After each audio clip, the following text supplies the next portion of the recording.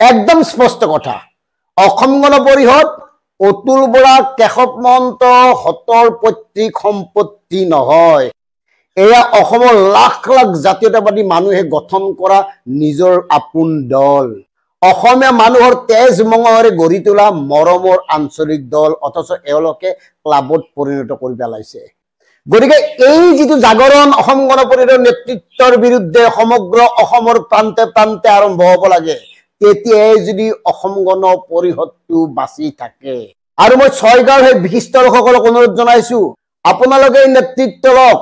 অসমৰ বিভিন্ন প্ৰান্তে প্ৰান্তে দাবী উত্থাপন কৰা হওক যে তেওঁলোকে অসম গণ পৰিষদ নামটো অসমীয়া লোকক উভতাই দিব লাগে।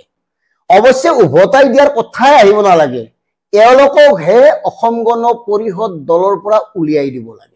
এটা আন্দোলন কৰক। অসম গণ পৰিষদ দলৰ তৃণমূল পৰ্যায়ত থকা স্বাভিমানী অসমীয়াসকলে এই আন্দোলনৰ নেতৃত্ব দিয়ক আৰু ইয়াৰ জৰিয়তে অতুল, কেশৱ, বীৰেনহঁতক অসম গণ পৰিষদৰ পৰা বহিষ্কাৰ কৰি এটা নিজাববীয়াকৈ নতুনকৈ আৰম্ভ কৰক অসম গণ পৰিষদৰ জাতীয়তামুখী অভিযান।